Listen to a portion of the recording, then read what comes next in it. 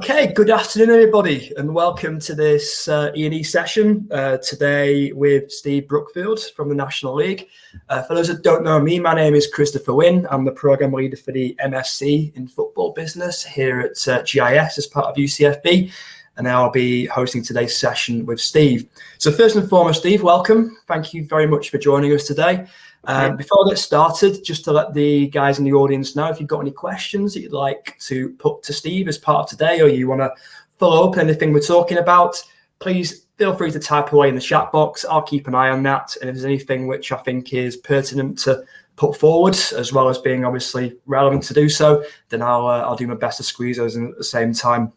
So as I said, Steve has very kindly agreed to join us today in his capacity as working in finance at the National League with a multitude of experiences elsewhere in the business of football from a financial and an M&A activity background as well. So welcome along, Steve. Thanks for coming on today. I just thought I'd kick things off, if that's okay, with just a little introduction from your own perspective to yourself and your professional working career so far, particularly, of course, from a football perspective. Yeah, no problem. So I am actually a chartered accountant, and I started out went to university at Loughborough and did an economics degree there. And then from there, I went to work for KPMG, initially in audit, which is where I first came across football roles, really, and then eventually moved into insolvency. And that was the move, really, that sort of led to most of my football roles, really, and during my career. Started out actually doing quite a lot of rugby league clubs in the northwest of England, looking at problems they had, and then moved into football. So my first sort of real role, apart from doing audits at Liverpool and Everton and things like that, my first real role in football was at Bury. And I went there in 2002 to work for the administrator of Bury at the time. They had gone bust on the back of the ITV Digital debacle. Indeed, how can we forget?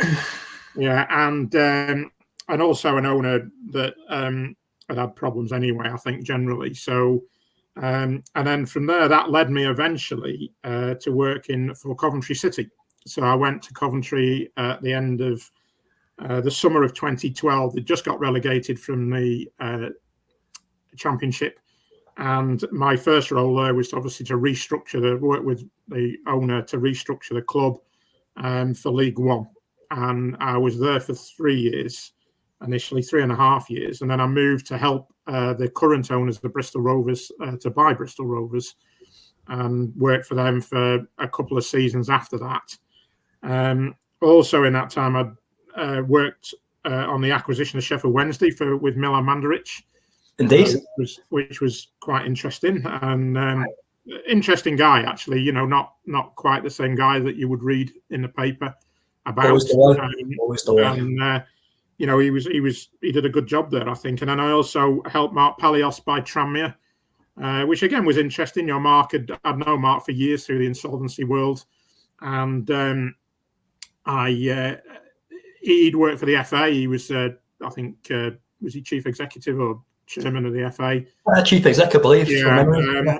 But interestingly, whilst he'd worked at the top echelons of football, didn't know a lot about a League One football club at the time and how they actually operate. So, you know, that was quite interesting, really. And then from there, I ended up working at the National League. And my role really there, Chris, as you know, actually, is I am involved in the finance of the National League. So I am responsible for the league itself in terms of its accounts and how it operates. You know, the league is a limited company, limited by guarantee. But also I'm very heavily involved really in club governance, really. So, you know, I will be the person that looks at all the acquisitions of clubs. We interview all the prospective new owners. Had problems keeping certain people out of the interview when the Wrexham deal went through. There was a lot of people wanting to be on that interview. And then we also look at club monitoring as well. So, you know, we have a procedure for monitoring our clubs would you like us to go into that procedure, Chris, or? I'll be coming to it shortly, Steve. Once you've finished your kind of your career highlights, which sounds like you're almost there, so to speak. The one thing, I mean, there's so much to go off there to start with. So thank you for that amazingly insightful kind of journey through where you've been, and there's lots of offshoots that I want to explore where possible. I think first and foremost, let's start with something quite lighter, I guess. In that, I mean, okay, we'll talk about governance and the processes that you have to go through at the National League to ensure that you're getting fit and proper people through the door who are going to look after those clubs in the long term.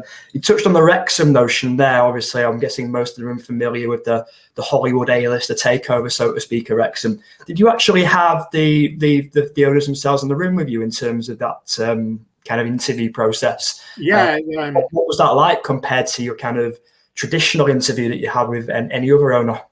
I think the first thing that struck me really, it was a Zoom one just before Christmas actually, and prior to that meeting, you've got the details of the deal, so you know who they are and what their proposals are and how they're going to structure the deal, and so you've got all that. You've got a draft of the sale and purchase agreement, which is pretty finalised by this time, really, because we've been talking to them and their advisors for quite a way up to the interview, really. They're keeping us informed of the deal and the structure and making sure it complies with league rules. So there's a lot goes on. I think the first thing that struck me really was how many people they had on their side, really. There was me from the National League, really, and they had the three of them. Because there's three involved, actually. There's a lesser known part in Humphrey Kerr, and but they had Sean Harvey, was one of their advisors, the ex-CEO of the EFL. Indeed. They had a couple of lawyers from the UK, from Walker Morris, and then they had their advisors from America, and their lawyers as well. So a good sign, I guess, though, because the more, especially when it's a foreign investor who you might not assume knows too much about the industry they're getting involved in, if you're getting so many professionals in the room with you that from the start, it suggests they've done their due diligence at least, doesn't it? Yeah, they had, and I think because Wrexham was a fan-owned club, and also the ground is owned by Wrexham University as well. There was it was a deal you wanted to make sure was working. And also you're trying to get to grips with what their strategy is, really. I actually love asking club owners what their strategy is. You do tend to get the standard answer, and then you're trying to understand what happens if that answer fails, really. I did ask the Wrexham guys, really, which I think they found a bit rude at first, but I did actually ask them, what came first, the documentary or the acquisition of Wrexham? and you do worry, at times, what is their motivation? Is it just to do a documentary about buying a non-league football club? And obviously their strategy is to try and take it through the leagues. And obviously what your concern is, or our concern is, sometimes, it's very hard to get out of the National League. There's only one automatic place and then one via the playoffs. And you've seen Wrexham, I think, have been in our league now for 12 years. Luton were in it for 12 odd years. And also what we're seeing, Chris, at the moment in particular, is people, there's some wealthy owners now coming into National League clubs in particular. And they are spending a lot of money. I've particularly noticed this year, I see all the numbers, really. And you notice this year how many, how the playing budgets have gone up quite a lot. How much they're prepared to invest in the club. Certainly the Wrexham guys are now going to start investing in the racecourse ground, and turn it back to what it used to be many years ago, I think. And I was going to say, in the concept of owner investment, would I be right in saying it in the National League compared to the EFL and the Premier League, there's a bit more of an open remit when it comes to what you can use that money for, as in obviously financial regs, EFL, Prem mean that it's usually capped in terms of what owners can put in terms of investment in wages and transfers, etc. Yeah. Am I right saying that in the National League it's a bit more open in terms of what they can use their contributions? It is, yeah, it is, Chris. Yeah, I think what attracts people to National League clubs in particular is they are relatively cheap to buy. Because of where they are in the league ladder, they're cheaper to buy. And also, I think people then think they've got the journey they can go on. If they can move up the leagues, then it's exciting, isn't it? Really. But in terms of, in terms of what you can spend, we have a budgetary monitoring system. And it starts off every year with every club submitting their pre-season budget, and to that, they have to look at their actuals from the previous years, their previous year budget to see how accurate their budgetary process was. And then their budget, so in June this year, July, we went through all the 21-22 budgets. And that strikes a P&L account and effectively a funding requirement. So some clubs will not need a funding requirement because they're trading within their means, so to speak. And some clubs have a funding requirement. We also look at their opening balance sheets. So we will look at, in particular, the net current liabilities or net current assets. So if they've clocked up liabilities that need discharging, we look at that. And then we look at any loans they've got as well. And then from that, we look at how much money they need to get through the season effectively. And then we ask them to prove they've got the money, that to show us they have got the money to fund that. Now, obviously, we look for people to fund their clubs with equity. We don't like loans in the National League, and we certainly don't like secured loans. Yeah. So, we have a permitted loan rule, which basically means you can lend money to your club, but then that's got to be subordinated against all other creditors in the event of an insolvency. So basically, nearly like equity, really. Mm-hmm. And if you ever want to repay those loans, you have to then resubmit your budget to show that you can afford to repay those loans. So we do have an emergency loan procedure. If something goes wrong at a club, there is an emergency loan procedure. Again, though, that requires another budget and another approval from the league. There is a way of securing loans, actually. You can do capital improvements to your ground, and you can secure loans in that basis as long as you can show that they are capital improvements. And historically, our clubs will have loans secured from Football Foundation. And of course, now, the big change for us in the summer was Sport England and the loans. I know we've got that later on to touch on. Yeah, of course. The Sport England loans are secured, which was a breach of National League rules. But I think, what do you do in that situation? Needs must, indeed.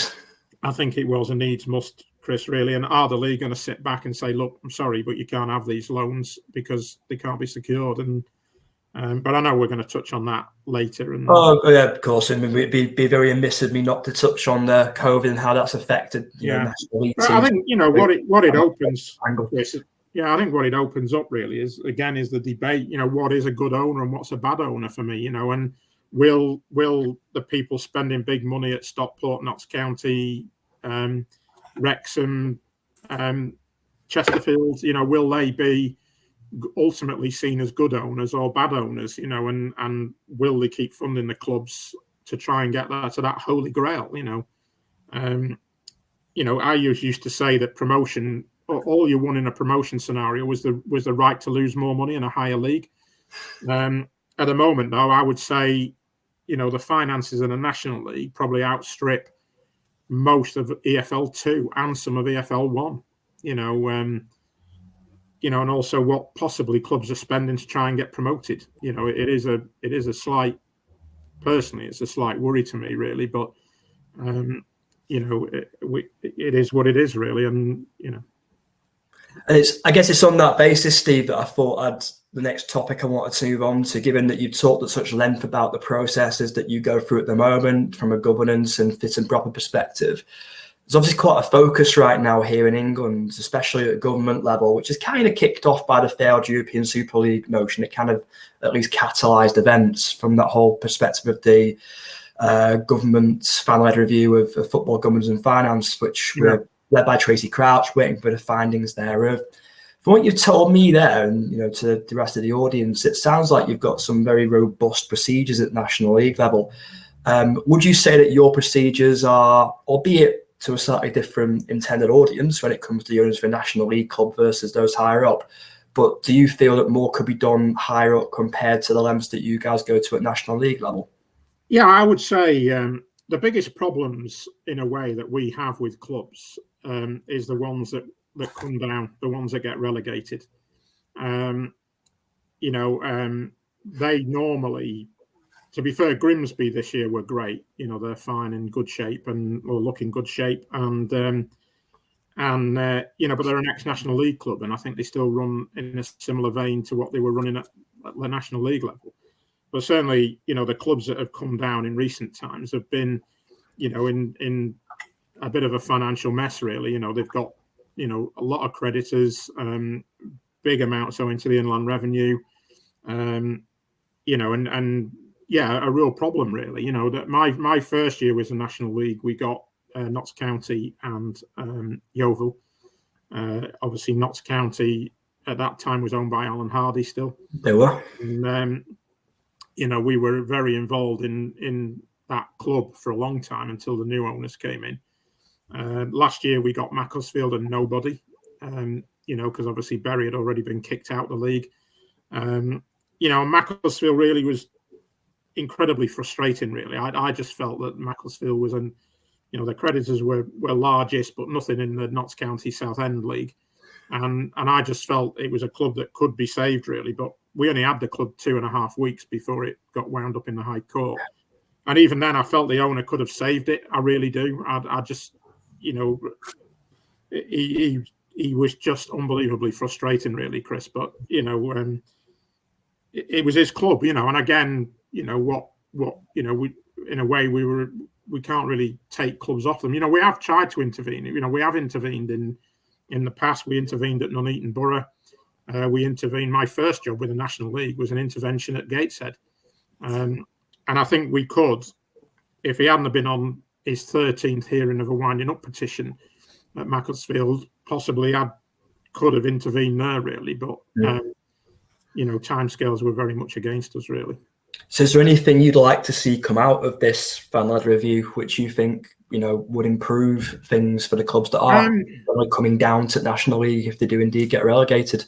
Yeah, one of the big things we do, Chris, at the National League is we monitor, the first thing that probably clubs don't pay when they're in difficulty is Inland Revenue.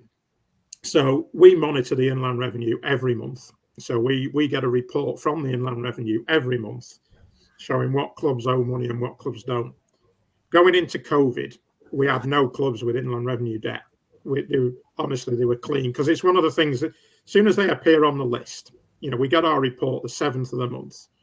And by that day, I have spoken to any club that's on the list and asked them to resolve the situation, preferably by the end of the day.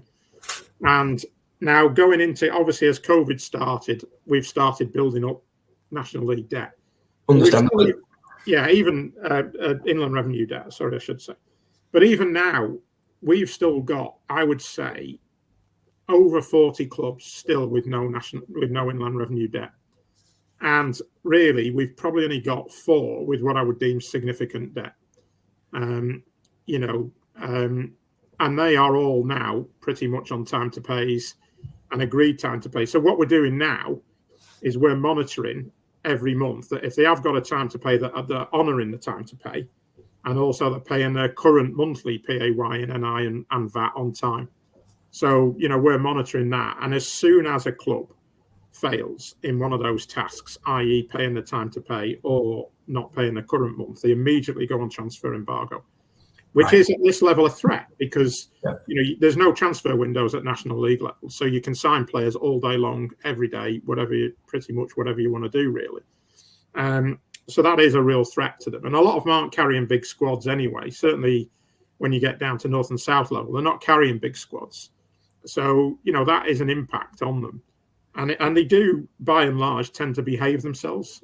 You get the odd one from time to time who seems to think it's funny to not do it in a way. But, but immediately, as soon as they want a player, it's, well, pay your Inland Revenue, you're not having them. And they tend to then pay. But, I can literally, it's 1 or 2, Chris. It's not many. And a lot of them abide by that. The other one is we monitor quarterly results against budget. And we ask questions about that. If we can see any trends before, where they're not perhaps hitting budget. And we monitor football creditors. That's the other one they don't tend to pay, for loan players and stuff like that. So from what you're saying, Steve, it sounds like more of a real-time monitoring of things like HMRC creditors and football creditors, which are, let's be honest, a good indicator when clubs might be getting into difficulty when they're deferring such payments.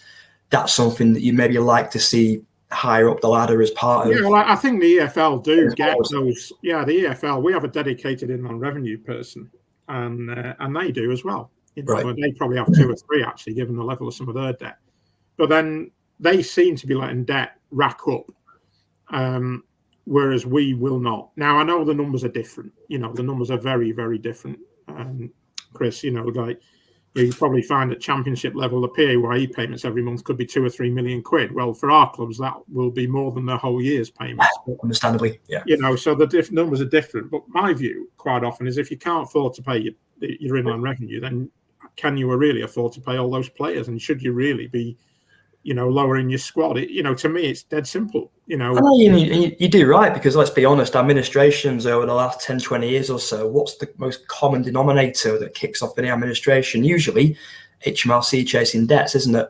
Yeah, well, and I think if you look at the National League, if we ignore the Macclesfield situation, which we don't claim any credit for at all at the National League, we hadn't had an insolvency for 8 or 9 years.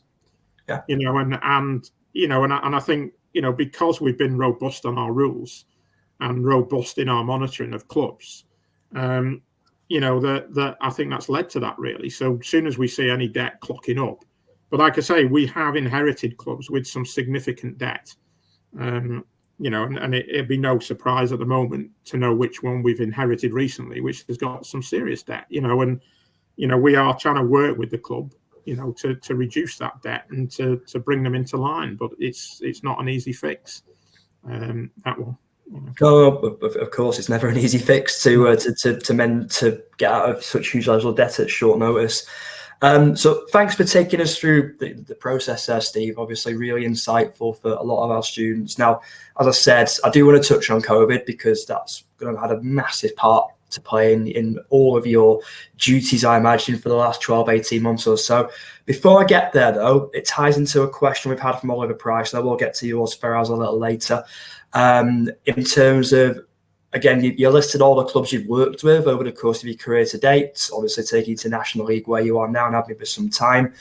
I was going to ask for any particular highlights or learning experiences from either your M&A or just your finance kind of experiences. Ties on a little bit to the question from one of our students, all about that being over your career in sport. What was your greatest achievement or proudest moment? So I just wondered, across Bury, Coventry, Bristol Rovers, Sheffield Wednesday, Tranmere, is there anything in particular you'd like to briefly mention or flag as a proud moment or even a learning experience for yourself that shapes your kind of career going forward? Yeah, I think Bury, bizarrely, was one. Let's caveat, that's not Bury recently. That's Bury that was some time ago. 2002. Yeah. But again, I think assisting in the saving of Bury and it coming out the other side, and then not doing so bad for a few years was good. I'm a football fan. I actually support Southport. And I'll be there tonight against Darlington. We're bottom of Conference North, which is great news. And you don't want to see, clubs mean a lot to people. We talk about, the heritage and that. And I think that's what's driven the National League a little bit, in terms of not really wanting clubs to have charges over their grounds, because, that the ground is the heritage, isn't it, really? And but I think Bury was good. Bizarrely, Coventry, actually. I was there, as I said, just after they got relegated from the Championship. I was there when they played a season at Sixfields, at Northampton's ground. I was there when we went back to the Rico, and I think also the model at times there. The owner was as most of them are actually, an unusual character. She knew very little about football. In fact, she was American, so she kept calling it soccer, which upset everybody. But I think, the model there has become an interesting one, Chris, really. The ticketing's outsourced, the shop's outsourced, a lot, but she kept the academy going. It was a Cat 2 academy, and she kept that going. and from that then generated some pretty decent players. You know, that the headlines in my time were Callum Wilson and James Maddison, you know, as the big ticket numbers really. But again, that then helped to really, I think, to generate, you know, concentrate a lot on the football side and not get too involved in the, you know, we weren't shopkeepers really, and we, you know, and selling hospitality and running a stadium, to be honest. You know, the Ricoh Arena wasn't very old, but it was in need of a lot of work. And, you know, to get a rent, you know, obviously the first problem was a big rent, which was 1.3 million a year, with little access to revenues on non-match day, you know, to the point where, you know, when we went back, we'd negotiated a rent of 100 grand for the season for a year. I think they're paying more now because obviously they've gone back again now, haven't they? But, you know, that model allowed us to concentrate on the football, really. You know, for a while we did okay, really, you know, and then obviously now they're doing pretty well, Cov, you know, concentrating on the football side, really, and not worrying about stadiums and in one respect. Although, you know, she keeps saying she wants to buy a new stadium, but I think she'd be better off staying at the Ricoh, to be honest. But I'd imagine a source of pride for yourself then when you know that you've been in at some point, done some good work, and then seeing the club, you know, on the way back up again thereafter. Yeah, and I think the finances of Cov at the moment are not too bad. You know, the way it runs now, it you know, I don't think she's had to put a lot of money in over the last few years, having previously thrown loads at it. You know, a lot of money at it. You know, trying to buy a way back to the Premier League when she first bought it in 2007. You know, that was her strategy: was buy it cheap because it was a Championship club at the time, get it back in the Premier League and sell it on. That was her. Always the strategy. Let's be honest. Anyone that comes in at EFL level, that's the dream, isn't it? Because different environments, you're going to get such a better value for your asset if you do so in a Premier League environment. So moving on then to the unavoidable, the unimaginable, a world where National League clubs obviously relying upon match day revenue to probably upwards of 80-90% of their revenues, I'd imagine, in some cases, beyond obviously any owner contributions, and all that match day revenue just disappears in a heartbeat. Can you, I don't know if you can describe it in such a short space of time, Steve, but what was it like when COVID first came in? And obviously we know that play got suspended, there was doubts what had happened, season ultimately didn't restart and all that followed thereafter. Can you sum it up, obviously just in a nutshell before we get to the details of the financial help which eventually came your way? Yeah, I think in a nutshell, Chris, it was a nightmare, really. You know, it was incredibly difficult, and I think really at times a lot of people really didn't know what to do, really. And when it first came up, when it first hit in sort of March 2020, you know, I think that a lot of the pressure comes actually from the clubs in a way. You know, so I think, and also we're governed at National League level. We're part of the national game system, and we're governed by the FA, really. So, you know, whilst we run the National League, a lot of our rules are FA rules, and we're also, you know, part of the FA. And I think at times, from my perspective, it was quite hard work to work out who was doing what and who was saying what. You know, so we had government saying things to the FA. And then we had the FA saying things to us, plus all the leagues below us. You know, we are really the crossover between, you know, what you might call the more amateur game to the professional game. And the line really is drawn, I think, at National League level, really. So, you know, you've got National League clubs who are pretty much all full-time professional clubs. And in that, some big clubs as well. And then the North and South, for the large part, you know, are sort of more run more by volunteers and on a more amateur basis, really. You know, and also they haven't got full-time staff there either, Chris, really. So, you know, trying to work out what they all wanted to do was difficult. And obviously the clubs at the top of the league all wanted to carry on playing, and the clubs at the bottom of the league didn't, to a degree. Naturally. You know, and then of course then the FA announced that the steps below us were going to null and void. And then it became, there's no relegation then. And then obviously the finances, really. You know, they had no crowds probably at that point, I think, from memory. And, you know, and certainly North and South clubs, you know, they rely totally on fans. And, you know, they haven't got big sponsorship deals. They haven't all got wealthy owners. and their match day revenues are absolutely critical to everything that they do. And then, eventually we stopped. There was then threats of legal action from some clubs, suing the league. Was that legal action made against the National League? Yeah, they wanted to sue the league, yeah. Right. To be honest, mainly the clubs at the bottom of the National League who didn't want to be relegated. In particular, well, I'll say the names, Fylde and Ebbsfleet were two particular clubs who were very, very angry. We had lots of meetings, lots of board meetings, lots of all club meetings. I think at the time we were calling EGMs, we were calling all sorts of meetings trying to gauge what clubs wanted to do.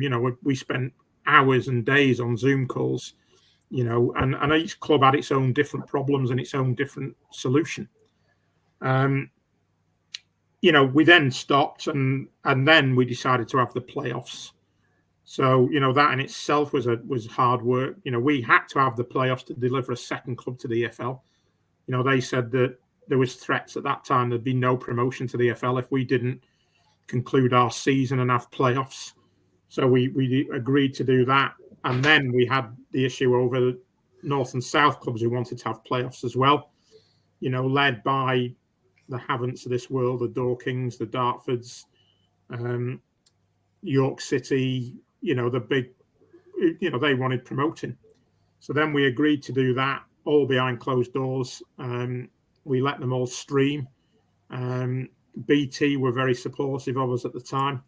So then we effectively concluded that season. But then that was then the least of our problems, really, because then when do we start the following season? If we recall, we didn't actually have our playoffs, I don't think. Our playoff final that year was eventually on the 2nd of August. So normally we'd be starting on the 7th or the 8th. Then there was an agreement put in place that we wouldn't start the following season unless we could have crowds. So massive debates about all that.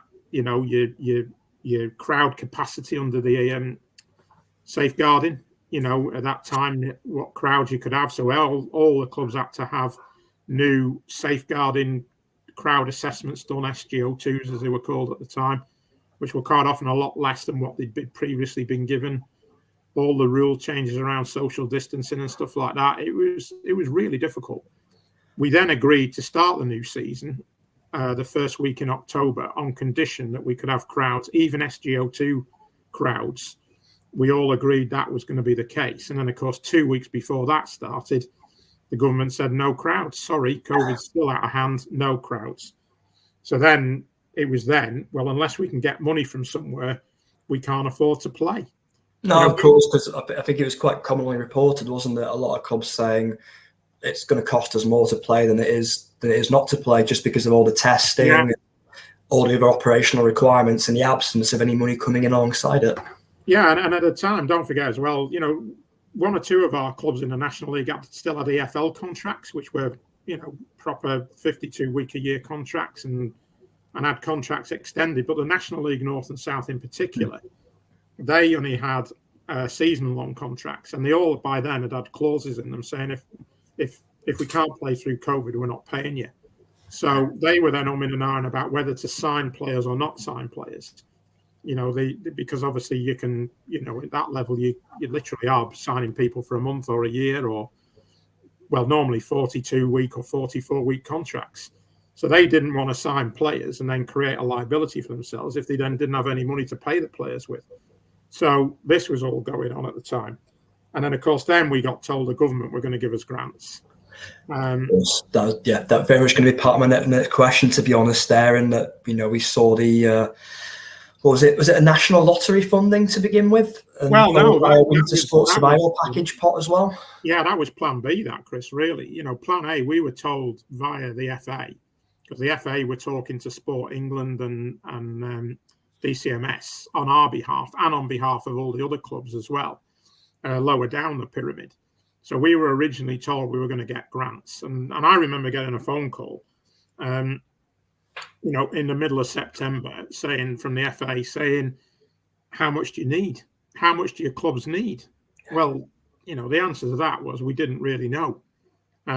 We were trying to use some historic data. We went out with a questionnaire saying, look, if there's no crowds, what do you think you'd need to get through, the first 3 months of the season, and then the 6 months, and then the full season? And, we got answers back, which were just unbelievable, Chris, really. It was, some clubs didn't seem to understand the questions. Some clubs didn't understand whether the figures were inclusive of VAT or exclusive of VAT, which was tricky at times. And then government then were talking about, I think Dowden had gone on in Parliament, and he said it was for essential revenue lost, was one of his comments. And then other people had commented on it should be what ticket revenue you'd lost. And then, of course, then there was the debate of what is essential revenue. And then there was also an issue of whether clubs were actually telling us the truth or not, in terms of, what had they lost, particularly the clubs that had benefactors who may put their money in through sponsorship deals as opposed to just putting the money in. They all have companies and they'd sponsor it. Was that revenue ever going to be really lost, or were they just telling everybody it was lost? Of course. I mean, when you start talking about revenue forgone, it gets very vague, doesn't it? Yeah, it does. And also, what savings they could make as well. So we did this massive exercise on that. And again, that threw up certain clubs who seem to be struggling more than others. And then, of course, we were reporting this into the FA, who were reporting into DCMS. Then, of course, we were told, actually, I think they introduced Deloitte then into the equation. So Deloitte then wanted to means test clubs. They wanted to look at what actually clubs were thinking themselves and means test them a little bit, like how much money, do you have in the bank at the moment? Do you actually need any money? Well, clubs then railed a bit against that, because they were saying, well, hold on a minute, if we've run our clubs sustainably and well, and we've got money in the bank, does that mean we're not going to get any help? Then the National Lottery appeared.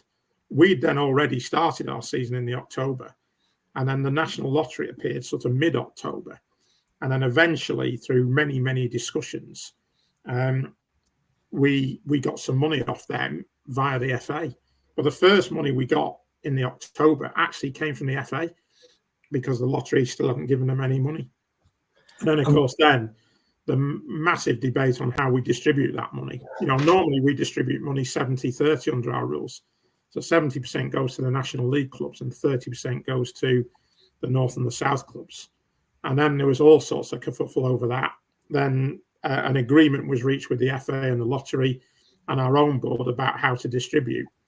And then some clubs who had big crowds didn't like that method. Yeah, I was going to ask Steve. I remember it being reported there was a bit of a disagreement between clubs on how some of these funds should get distributed depending on size of club.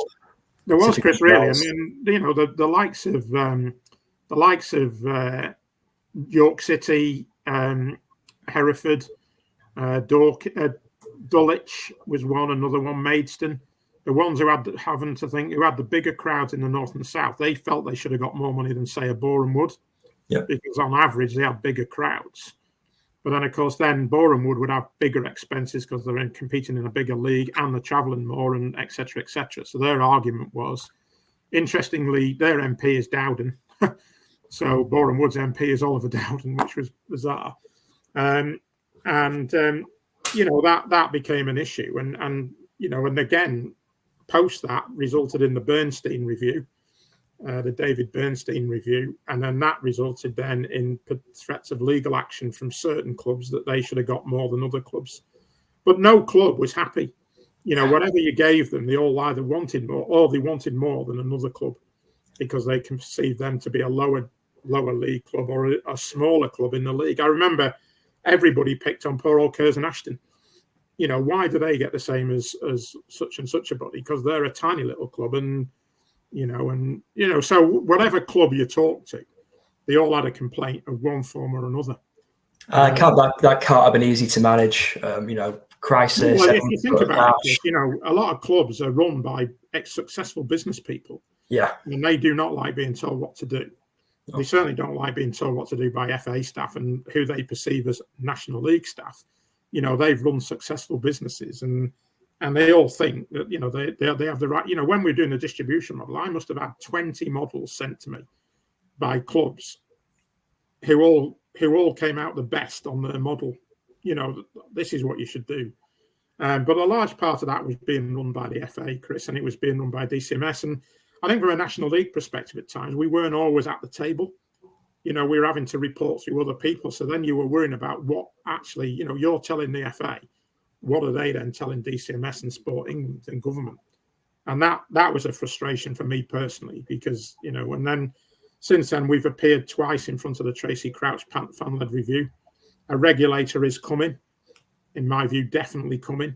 But what that regulator will do and what their powers will be, I don't know. I think we had first meeting with her was about the National League's governance and how our board operates and how it's run. It's really run by the elected clubs, and the power lies in the National League clubs. There's 6 people on the board from the National League out of 10. There was 2 from North and South, 1 each from North and 1 from South. And then at the time, we had 2 independents who both had resigned. So, there was an issue there, really. And then the last one we did about 2-3 weeks ago is I presented to her on how we govern clubs. And it was a surprise to me, Chris, how little she knew what we did. She didn't really know what we did and how we did it. And hopefully she learned a few lessons given the extensive procedures that you guys operate. Yeah, but I want to go full real time. I'm keen to try and get a system in place where clubs can download financial information. And we have been working on that with a company actually, but it's slow progress. Yeah. Because everything has to go through the board, and then some people are happy and some people aren't. But I'd like to get real time, and on what we've talked about in the past, Chris, with you guys about having real time data and so that clubs know a little bit more about what's going on in their league. The only thing we tell them at the moment is what the average player spend is for each club. No, I mean it's the dream, isn't it? Real time information. Yeah. It's the resource, isn't it? And that all comes down to if you do have an additional regulator, if they've got the resource and the finances behind them, then hopefully a solution. And as we've said to you guys in the past, we are under resourced at the National League. We are, in a way, at times I think we're running a professional league with professional clubs in it. But there's I only work 2 days a week for the league. And again, it's the resource and how we do that, that we haven't got a lot of staff, whereas, like you say, the EFL have probably got an accountant for the league itself, for the EFL itself. They've probably got, I think they've got somebody that looks after each individual division. So again, resource is an issue.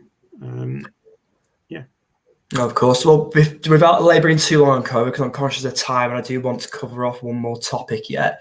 My last COVID-related question for you, confidentiality pending, so you don't have to name names if you don't see fit. Obviously, as you said, quite rightfully, very few clubs, if any, went out of business during COVID or directly as a result of COVID. Ideally, due to great strategic management / the monitoring that you guys have provided. Were there any concerns that clubs might have indeed gone to the wall over that time period? Yeah, I think in the early days there certainly was, Chris. To be honest, there was a real concern that clubs would run out of money. Rather interestingly, in the pre-season budgets that we get in, we also asked for last year's actuals, and in the 2021 year, they all have different year ends. Obviously, some have May, some have June. But it surprised me how many clubs actually reported a profit. So they've been better off not playing football than they have been playing football. Because of all the grants and the furloughs. Grants, and the furlough schemes, the rebates that they all would have had. Different local, not just football grants. We had the Premier League put money into the Football Foundation, which clubs could draw on. Not a lot of money, probably overall about £20,000 to £30,000. But the rates rebate was a massive thing for a lot of our clubs. The furlough schemes were because a lot of them were making their money off hospitality and what have you. So they've been able to furlough a lot of their staff. They've not had to sign all the players that the Pots would have done because of the way our contracts work at National League level. The furlough has helped them immensely. And a lot of them actually, a few have commented to me saying, God, we actually made some money last year. And then obviously now the Sport England loans have been good, I think, for a lot of them. A lot of them have taken up Sport England loans. A lot of them have started this season with a lot of money in the bank. So, albeit it is loans, but with the 4-year capital and interest repayment holiday, and then repaying back over 16 years, it is a debt still, Chris. And in 4 years' time, we may have a problem that we don't have at the moment. But I guess club's view was we've got to survive. And my concern with some of them is, whilst it says you can't use your Sport England money to pay certain things, we are seeing a lot of inflation in player wages, certainly at National League level, and a lot of bigger squads this year than we ever saw before. But clubs are starting the league season with a lot of money in the bank, because at that point they'd only just drawn down the Sport England money.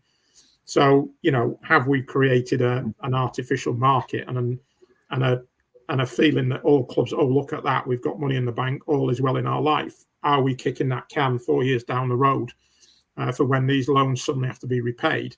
And with Sport England now having the charge over a lot of our clubs and a lot of our grounds, do Sport England really own most of the National League clubs at the moment, or do the owners own them? So yeah, fair point, very fair point. And we are. That will unravel, I guess, Chris. Yeah. Like you say, it's kicking the can down the line. We see it in the Prem and the EFL as well, in terms of, well, not the Prem, but the EFL, especially with the amounts of money that have been loaned or advanced revenues, etc. And okay, it solves a short-term problem, but what happens further down the line when that money isn't there anymore because you've already had the revenue, or the costs become due because they work here and now? And so, yeah, I agree. Hence the effect of COVID likely to continue for quite some time, and even once as an actual pandemic, it's long gone. So just for the sake of time, Steve, I want to move on to our final topic. Thanks for those insights in terms of how you managed that situation. Again, I can't imagine what it must have been like for you guys to manage and look after these clubs over such an unprecedented time. Obviously, there's so many students in the room, some of whom will want careers in finance, in football. A lot of the questions that I've had so far, which haven't already been answered, relate very much to advice and guidance in terms of how you move from being a student of finance to somebody who wants to work in that profession within football. Many different ways of going about it. I myself did a master's in it, specialising in football, combined it with a professional qualification and went from there. From your perspective, Steve, obviously I don't know whether football was always your ambition when you started out at KPMG, or if you just kind of gradually made your way there anyway. But what would your advice be? Would it be professional qualifications like ACCA or CIMA? Would it be other accountancy degrees, at master's level, bachelor's level? Any other advice and guidance you can give to prospective students who want to kind of pursue this path of combining the hobby, their passion, which is football, with a career in finance? Yeah, I think, to be honest, Chris, I always played football and cricket. I remember once having a trial with Altrincham and not quite making it, So, I've always had an interest in it. And I think in my career, I've always then gone looking for the opportunity, really. So with KPMG, whenever there was an opportunity came that was sport related, I would try and get myself on that job, whether it be an audit or an insolvency job, I would try and get on that. I had a short spell working for NatWest Bank, actually, in their corporate credit. I was seconded to them for 2 years, and I went hunting down jobs there that were sport related, hence the rugby league stuff, just to learn about it. And to be honest with you, Chris, and I've said this to many, many people. I say it to my own kids who, a couple have just graduated from uni, one still at uni at Swansea doing economics. It really does. You've got to get to know people, and however you get to know them. Berry, I knew the administrator. He was a friend of mine that I'd met in my insolvency days. He asked me to go and help him. Coventry City was the same guy. Coventry approached him, said they were in financial difficulty. Did they know anybody that knew a bit about football and finance, maybe with some insolvency training that could help them? So I got that job. Bristol Rovers, helping with the acquisition there, came through Trevor Birch, who I'd grown up with at the EFL now. Sheffield Wednesday was the same. Tranmere was the same. I knew Mark Palios from my days in insolvency. Yeah, I think, they're saying, it's not what you know, it's who you know. I think you have to have the education to back it up. For me, I think, getting my degree at Loughborough got me to the next stage, which was into KPMG, but it doesn't have to be KPMG. It can be anybody. I think then I went the chartered route, but there's absolutely nothing wrong with the other routes. In fact, the chartered route really wasn't a massive help to me, Chris, really, because I actually learned how to do audits, but I didn't learn how to put accounts together, because at KPMG you just did audits of big PLCs and big clubs. Yeah, did it myself. I can relate. Yeah, but when you're looking at, I had to recently do some work on our Sage because our bookkeeper left at the National League, and I hadn't switched the Sage machine on for 20 years, because I'd never had to. I knew what my double entry was, and I knew what the end result should look like, but I'd never actually physically done it myself for years. But I think knowing that and understanding that is great. I think if you can get into a club, however you get in, through whatever route you get in, it's getting to know the people, because they're always looking, clubs, for people. There's always people who want help with their finance stuff. And in a funny sort of way, the lower down the ladder you go, they don't tend to have them. Some of our clubs have part-time finance people, or they outsource it. If you can get involved in a club, even on a match day, just counting the cash, just get yourself known, and then try and work your way up through the ladder, and then you work your way up through the leagues then, because you just get to know more people, you get to deal with them. I think get to know people, Chris, really. I can never say that enough to people, really. I say it to my own kids, get to know people, and then once they get to know you and like you, and at times even seeing you around the place, like even if you go into a club as a volunteer, somebody will say, oh God, I've got to count all the blooming cash today, from the bar take and everything. I'll do that. Can I help?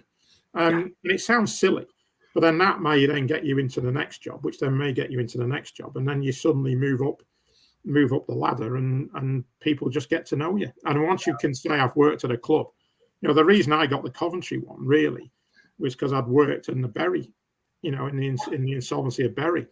And then I could prove to people that I'd done it and I knew what I was doing.